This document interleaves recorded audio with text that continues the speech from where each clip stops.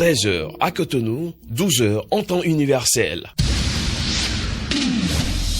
Radio Afrique Santé, partenaire des acteurs de la santé.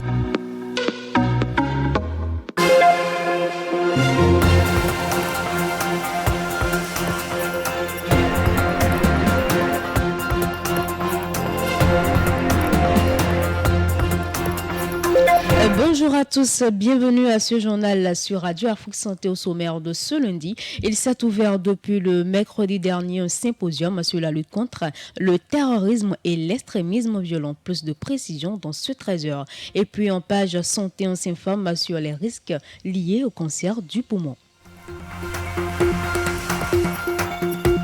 Un homme doit-il nécessairement subvenir aux besoins de sa belle famille? L'homme de la rue se prononce sur la dite question. Et pour terminer, l'actualité sportive est à retrouver avec Ginette Fleur Adandé. Voilà, ce sera tout pour le menu de ce 13h. Place aux détails.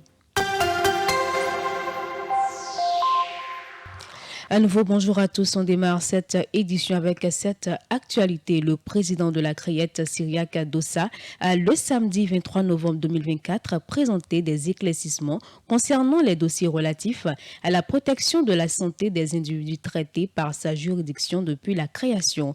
Le magistrat a recensé un total de 1202 procédures, parmi lesquelles figure le trafic de drogue à haut risque. Selon le président de la Criette, la juridiction spéciale a ce jour, enregistrant un total de 1202 procédures relatives à des produits destinés à protéger la santé publique.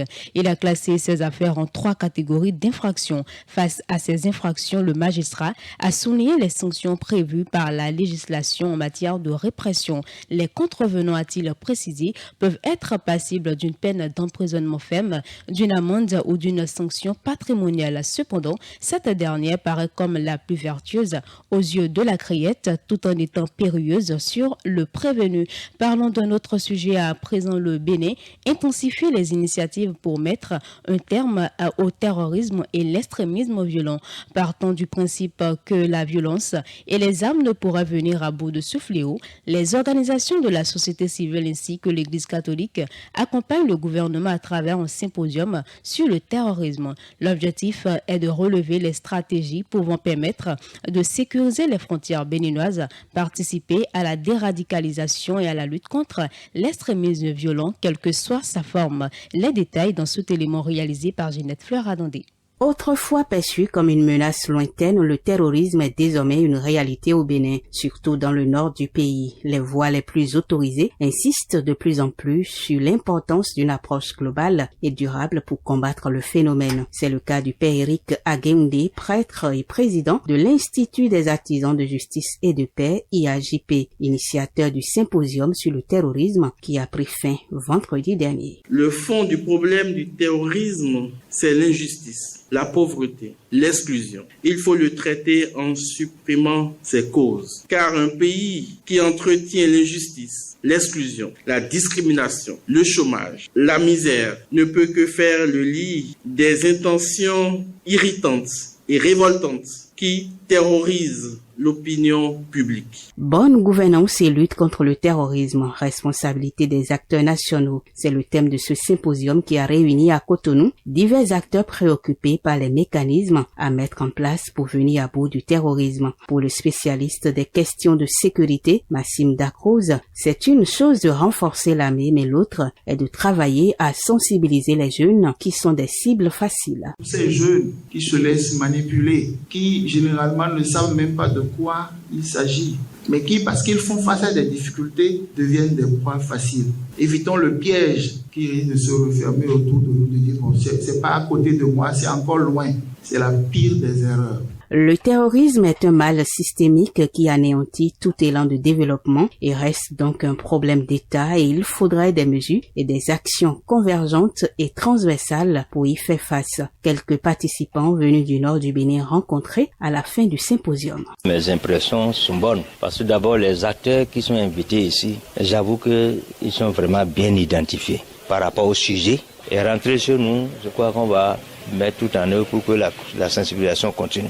En tant que femme, moi si je rentre, je vais dire ça aux autres femmes, disons, pour qu'on forme des équipes, pour qu'on puisse les sensibiliser sur l'extrémisme violent. Si nous, en tant que communauté, on arrive à respecter nos droits, à respecter aussi les droits des autres, je pense qu'on pourra mettre fin à ce extrémisme violent. Mais la lutte contre le terrorisme n'est pas que dans la théorie, c'est aussi l'engagement des soldats sur le terrain. À Koalou, localité située dans le nord-ouest du Bénin et dans la région de l'est du Burkina Faso, la détermination est toujours aussi grande malgré les revers essuyés. Nous ne pouvons que nous donner davantage à cette opération, à cette mission, à notre mission d'ailleurs qui est de défendre le territoire béninois. Nous ne pouvons d'abord que remercier le gouvernement pour les efforts qui ont été faits avec la mise à disposition des forces armées béninoises d'équipements nous ayant permis vraiment de tenir et de défendre fermement nos positions. Nous ne pouvons que demander aux élus de nous aider à avoir davantage de matériel parce que nous en avons déjà et je vous assure,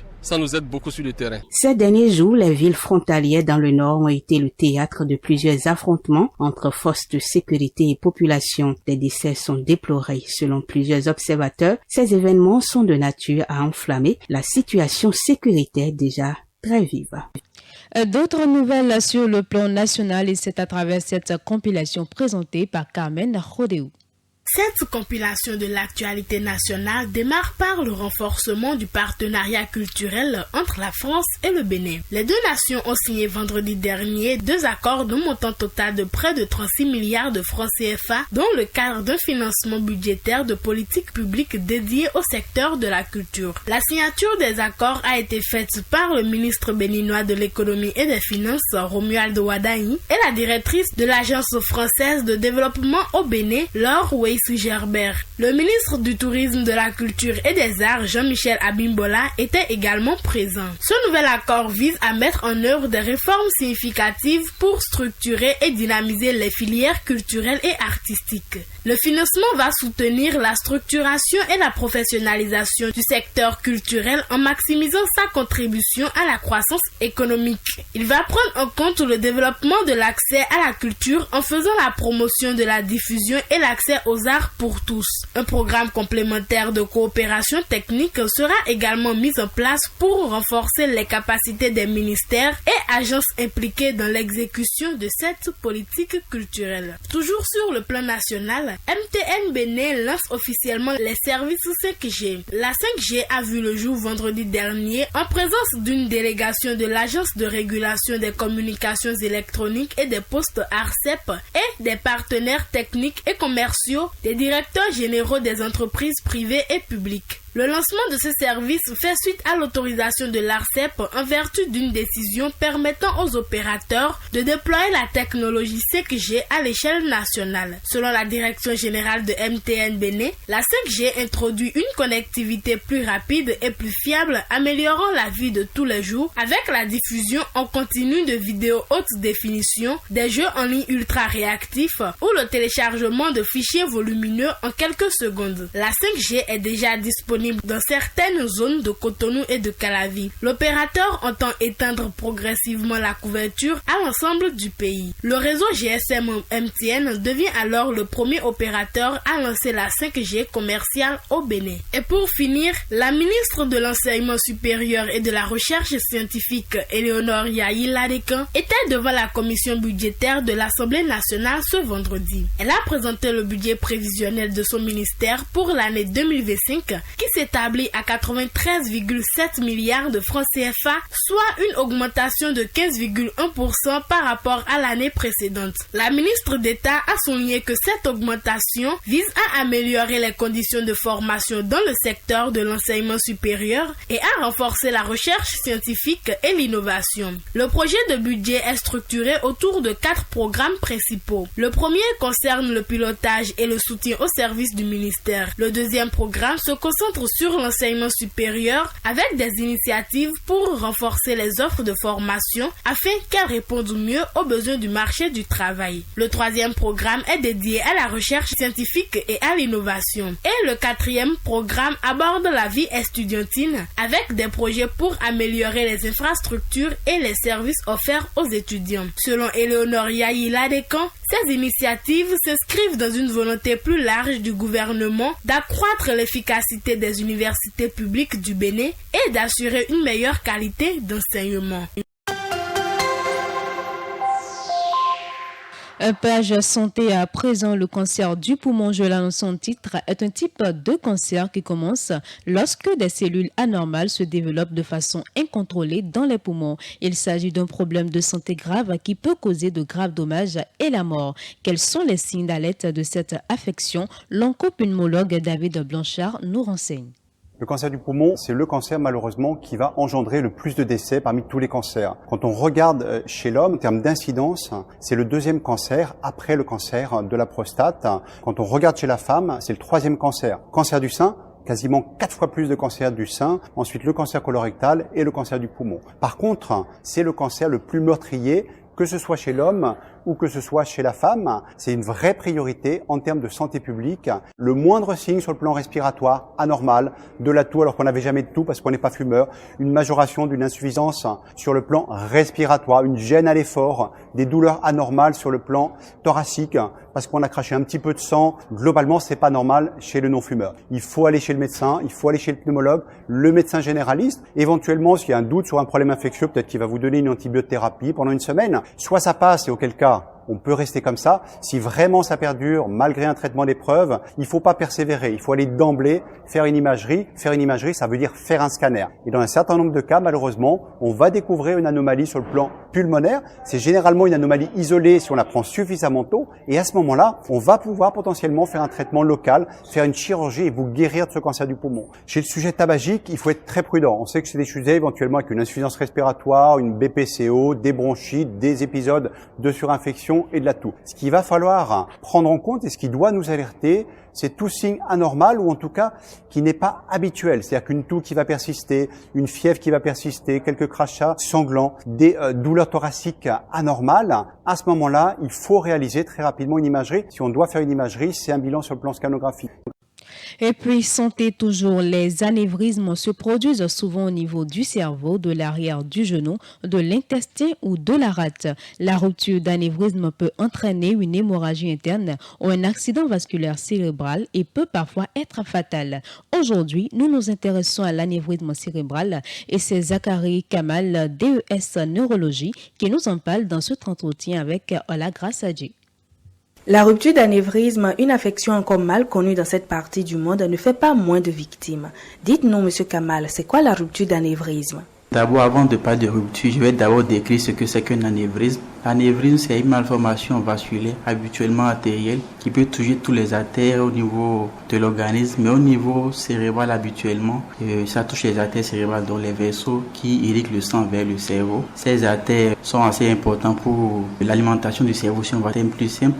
Cette malformation, c'est quoi en réalité? C'est que c'est un défaut. L'artère a normalement 3 structures. La part de l'artère a 3 structures. C'est un défaut dans la formation de ces 3 structures qui entraîne cette fragilité de l'artère qui va se conclure par l'anévrisme qui pourrait se rendre par la suite. Donc lorsque cette artère il est fragile, au décours d'un à-coup hypertensif ou d'une situation de pression très importante au niveau cérébral, cette artère pourrait se rompre au niveau où s'est formé l'anévrisme. Ce qui va se traduire habituellement au niveau cérébral par ce qu'on appelle une hémorragie sous-arachnoïdienne. C'est quoi? C'est une rupture de l'artère qui va entraîner une suffusion de sang dans l'espace qui recouvre le cerveau. C'est un liquide qui recouvre le cerveau qui permet au cerveau de pouvoir bouger sans qu'il n'y ait de traumatisme mineur. Donc ce liquide sera inondé par du sang.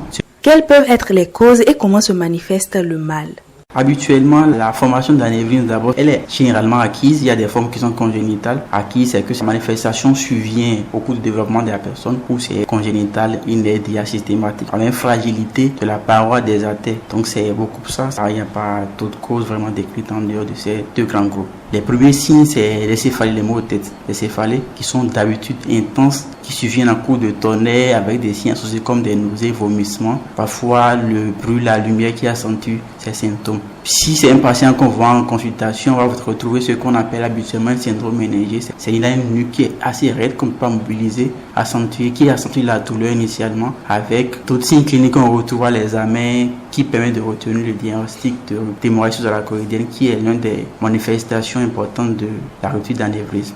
Parfois, il arrive que cette rupture d'anévrisme qui donne l'hémorragie sous-arachnoïdienne se complique par ce qu'on appelle un vasospasme qui va entraîner des lésions cérébrales. Ça, c'est pas des cas assez fréquents, mais il peut arriver que la rupture d'anévrisme se complique par une ischémie autour de la zone qui irrigue la tête, qui va donner parfois des déficits moteurs, mais qui n'est pas assez fréquent. En dehors de ça, le patient peut présenter des crises convulsives, c'est possible, ou avec une altération d'état de conscience, d'hyperconnaissance qui peut, en s'aggravant, aller au coma et parfois le décès qui survient dans assez souvent des cas. Qui sont les personnes les plus exposées à une rupture d'anévrisme, M. Kamal? Les personnes les plus exposées, je ne dirais pas, mais dans les études, on retrouve que c'est une maladie des sujets jeunes, des deux sexes y compris. Il n'y a pas une prédilection d'une race particulière ou d'une profession ou d'un milieu de vie particulier, mais ce qu'on sait, c'est une maladie qui survient habituellement sur les sujets jeunes et qui peut survenir à tout moment. C'est pas tous les anévrismes aussi qui vont rompre. Certaines personnes auront leur anévrisme, malformation vasculaire, mais qui ne va pas se rompre. Ils peuvent vivre tout le temps avec. D'autres vont se rompre au décours d'une situation d'hypertension assez importante. Votre mot de la fin, M. Kamal?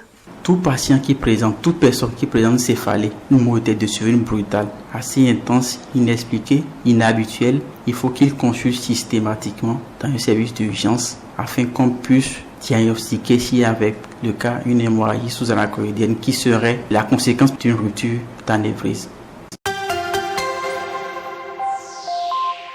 13h16 dans les locaux de Radio Afrique Santé et on parle littérature dans ce journal. Démarré le 20 novembre, l'édition 2024 du Salon national du livre s'est achevée samedi dernier avec Carmen Rodéou et Ola Grassadje. Plongeons dans l'atmosphère de cette dernière journée de l'événement. L'édition 2024 du Salon national du livre a connu son épilogue samedi 23 novembre 2024. Au programme ce jour-là, une table ronde et une cérémonie de clôture en soirée. Au cours de la journée, les jeunes ont visité les stands et en étaient très enthousiasmés. Ils expliquent aux gens comment lire.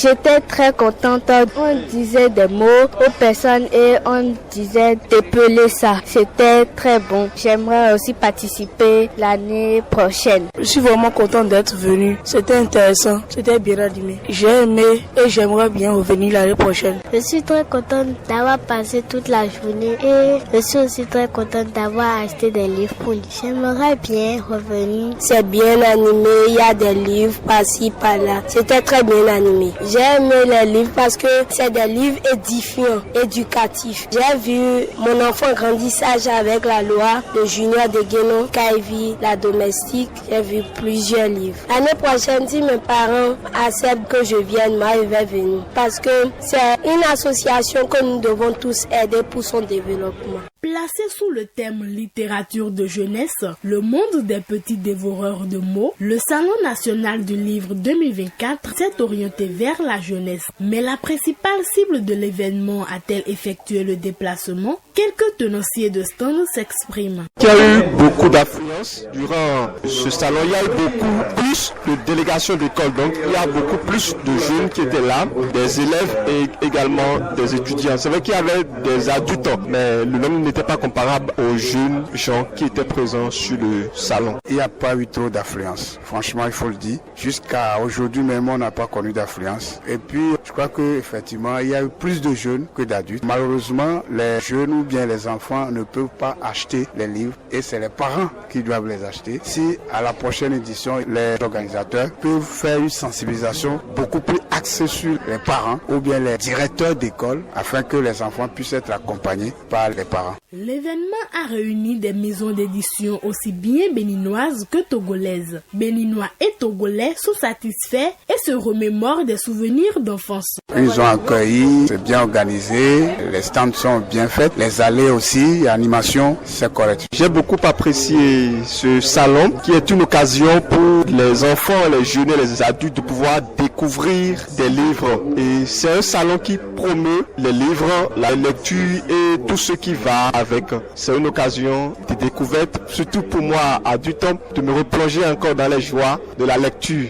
Newman Eitayo, autrice pour la jeunesse et les adolescents dans le fantastique, n'a pas manqué d'apprécier l'initiative du Salon national du livre. Moi, je trouve que déjà le salon existe, ce qui est super. Si je compare à mon enfance, on part quand même de loin. C'est bien, il existe, il se renouvelle, c'est positif. Il y a des améliorations sur certains aspects par rapport à l'année dernière, qui avait moins de monde dans la semaine et plus de monde le samedi. Il y a eu des moments avec beaucoup de jeunes, notamment sur le stade de l'Institut français, parce qu'ils avaient organisé des questions-réponses. Nous, étant sur les stands, on a vu passer beaucoup de familles, donc les parents avec leurs enfants. J'ai envie de dire aux jeunes qui n'aiment pas lire, ne lisez pas les livres qu'on vous conseille de lire. Lisez les livres que vous choisissez vous-même. Pour moi, c'est peut-être l'erreur que font beaucoup de gens, c'est de dire aux jeunes, tu devrais lire ceci. Ils ne devraient lire rien du tout, ils lisent ce qu'ils ont envie de lire. Parce que s'ils lisent un livre et que ça ne leur plaît pas, ça va les dégoûter pour la suite. Ça ne sert à rien. Donc si vous aimez lire des BD, lisez des BD. Si vous aimez lire des mangas, lisez des mangas. Et même si vous n'aimez pas lire, regardez des séries. Juste ça, parce que finalement une série c'est comme un livre, c'est la même chose. Ça va vous donner peut-être envie de découvrir un autre livre demain. Et n'hésitez pas à aller chercher des livres qui vous sortent de vos habitudes. Faut pas hésiter à tester d'autres genres et vous allez forcément trouver un genre qui va vous plaire. Avec l'ultime but de considérer les jeunes lecteurs comme les piliers de la culture future, non seulement en tant qu'acteurs créatifs, mais aussi comme moteur économique d'une industrie littéraire en pleine expansion, l'événement a-t-il atteint son objectif? Florent Kouaouzoti, délégué général du Salon national du livre. Il faut dire que le bilan est globalement atteint. On a voulu une activité large consacrée au livre et à la lecture et on a mis en évidence l'apport des enfants dans l'expression de cette activité en essayant de mettre en valeur le poids des enfants dans la filière du livre. Ils sont des consommateurs et on a voulu mettre en évidence tout ce que ces enfants peuvent apporter dans la filière du livre demain, non seulement en tant que lecteur, mais possiblement en tant qu'écrivain. Donc au final, on est heureux d'avoir bouclé la 3e édition du Salon national du livre. Je suis persuadé qu'ils vont sortir de là tout heureux d'avoir touché à tous les genres littéraires et aux genres artistiques. Une soirée de clôture a mis fin à l'événement. Des prestations artistiques et culturelles figuraient au programme. Des hommages ont également été rendus aux illustres écrivains qui ont marqué la littérature béninoise. La réflexion comporte 2 volets. Un premier volet consacré à la notion de texte et de textualité. Le 2e volet examinera le statut du texte oral, ou plus exactement d'une certaine catégorie de textes. Paulin Routondi, 11 avril 1942, 2 février 2024. L'édition 2024 ainsi achevée, les regards sont désormais tournés vers le Salon national du livre 2025. Bien à vous, Carmen Rodéou, et puis sans transition des nouvelles hors de nos frontières à présent, c'est avec Ola Grace Adji. Bienvenue à cette page inter. La gauche est de retour à la tête de l'Uruguay, avec 50% des suffrages contre 46% à son rival du centre droit, Alvaro Delgado. Yamandu Orsi a largement remporté le second tour de l'élection présidentielle uruguayenne ce dimanche 24 novembre 2024. Il succède à Luis Lacalle-Pou du Parti national droite qui ne pouvait pas se représenter, la constitution interdisant d'exercer 2 mandats présidentiels successifs. Les partis de droite Partido Nacional et Colorado se sont succédés au pouvoir après la fin de la dictature en 1985 jusqu'en 2010, date de la victoire de Tabaré Vázquez du Frente Amplio gauche qui a dirigé le pays par 2 fois de 2005 à 2010 puis de 2015 à 2020. L'emblématique José Pepe Mujica, toujours du Frente Amplio, a été président de 2010 à 2015. Un ballon chinois a été détecté dimanche soir près de Taïwan dans la zone d'identification de défense aérienne de l'île, a fait savoir le ministère de la Défense lundi 25 novembre. Il a été repéré à 18h21 à environ 111 km au nord-ouest de l'île à une altitude de 33 000 pieds avant de quitter la zone près de 2 heures plus tard à 20h15 selon le ministère. En plus du ballon, 12 avions de chasse et 7 navires de guerre ont été détectés autour de Taïwan en 24 heures entre dimanche et lundi 6 heures. La Chine envoie régulièrement des avions de chasse, des drones et des navires de guerre, occasionnellement des ballons autour de Taïwan afin de maintenir sa pression sur le territoire dont elle revendique la souveraineté. Les ballons en provenance de Chine sont devenus un sujet politique au début de l'année 2023 lorsque les États-Unis ont abattu ce qu'ils ont appelé un ballon espions au-dessus de leur territoire. L'objet contenait de nombreux appareils électroniques et a volé au-dessus de bases militaires américaines, ce qui a suscité des inquiétudes côté américain que Pékin s'empare de renseignements vitaux. La Chine a ensuite déclaré qu'il s'agissait d'un aéronef civil qui avait dévié de sa trajectoire. Le 5e et dernier cycle de négociations pour l'élaboration d'un traité mondial visant à éradiquer la pollution plastique a débuté ce lundi en Corée du Sud. La rencontre qui se déroule à Busan du 25 novembre au 1er décembre prochain a débuté par des appels de représentants en faveur de l'adoption d'un traité ambitieux et robuste pour mettre fin à cette crise environnementale. Les 178 pays présents doivent parvenir à un accord sur plusieurs points essentiels, notamment le plafonnement de la production de plastique, l'interdiction potentielle de substances chimiques toxiques, ainsi que le financement des mesures prévues par le traité. C'est la 5e fois que les nations du monde se rassemblent pour tenter de négocier un accord juridiquement contraignant sur la pollution plastique. La 4e session des négociations a eu lieu au Canada en avril dernier. En plus des délégations nationales, des représentants de l'industrie du plastique, des scientifiques et des écologistes prennent également part aux discussions.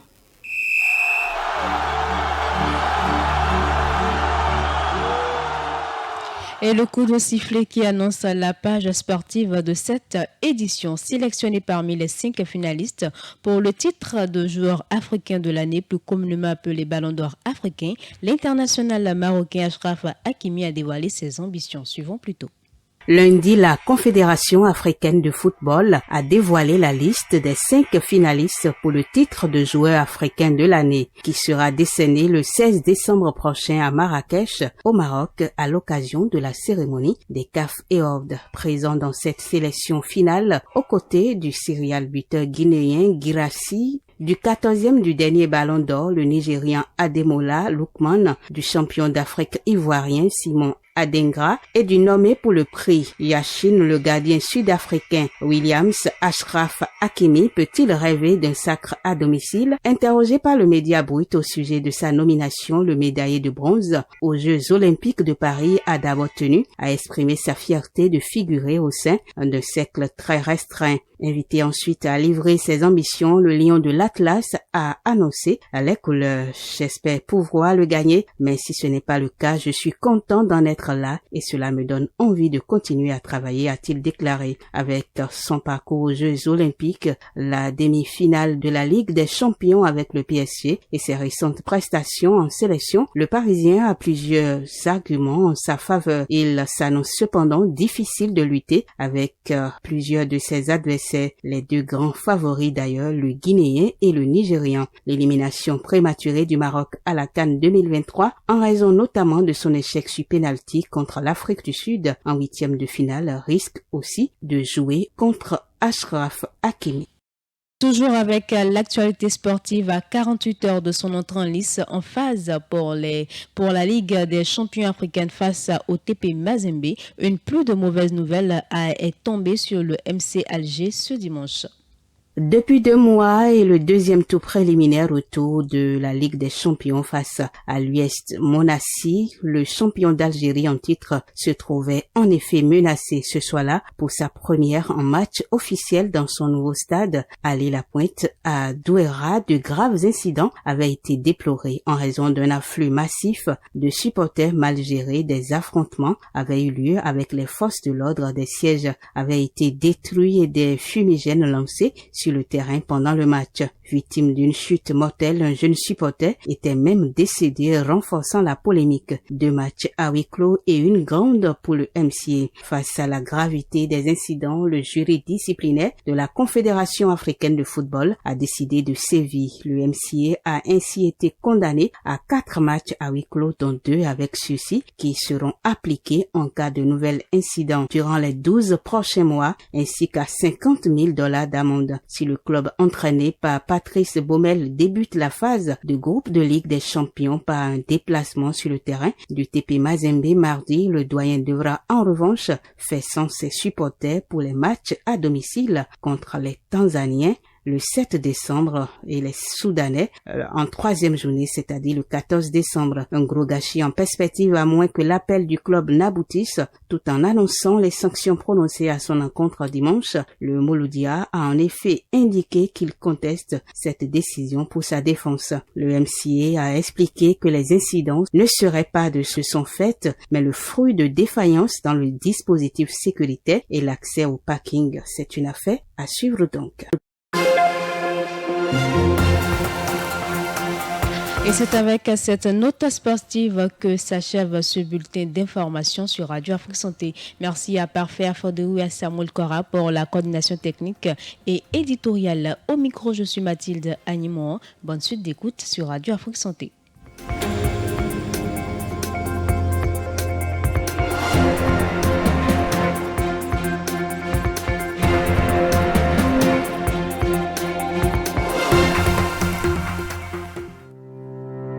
Touchez votre cible en communiquant sur Radio Afrique Santé.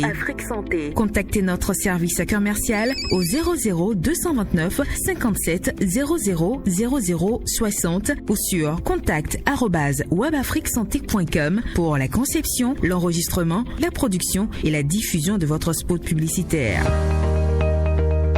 Faites le bon choix et passez au niveau supérieur pour une communication simple, moderne et efficace.